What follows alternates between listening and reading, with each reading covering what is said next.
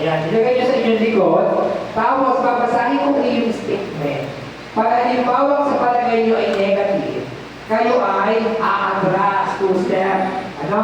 Pag halimbawa positive naman, na sinabi ko, kayo ay mag-move forward.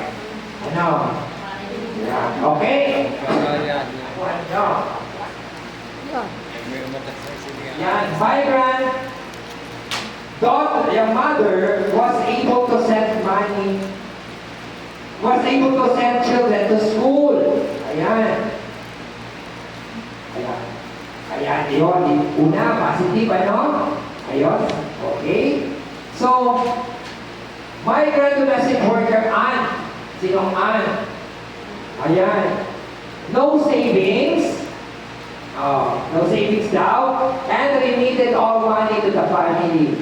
Positive or negative? Negative. Atras. Atras. Ayan, atras. Okay. And migrant domestic worker sister was able to buy farm. Nakabili ng farm. Ayan. Nakabili ng farm. Adjust. Bakit?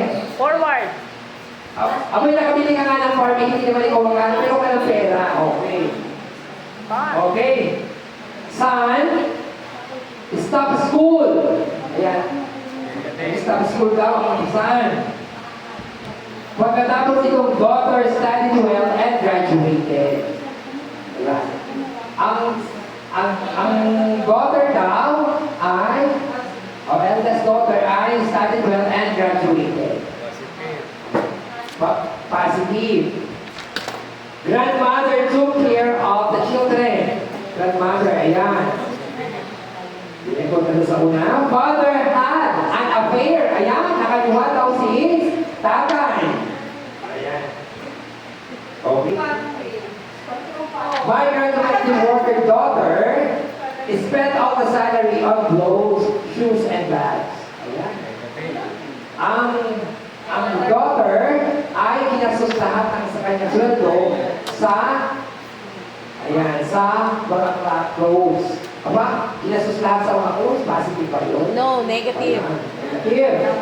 Atras. Daughter started earning contributing to family income. Ayan. Tapos si father spent all the remittances. Si father, gumastos naman ng gumastos. Ang babae, gumastos pa. Son married young. Ayan, son ang married. Ayan, napakasal ng grandmother becomes sick and because of too much work. Si grandmother ay nagkasakit dahil wala ng trabaho. Migrant domestic worker mother did not communicate with the family because of the extramarital affair of the family. Nagtampo na, nagtampo-tampuan. So, yun. And, migrant domestic worker Ann started saving for herself. Si Ann daw ay umpisa mag-save para sa kanyang sarili. Migrant domestic worker daughter got sick and borrowed money. Ayan. Atras. Okay. And father is separated from migrant domestic worker and wife. Kaya si father ay kaya nga kayo inilagay ko siya. Kayo nasa essence ko. Son si son depended on migrant domestic worker mother for remittance. Ayan. Okay. Daughter starts saving to buy farm for migrant worker daughter. Yeah, mother.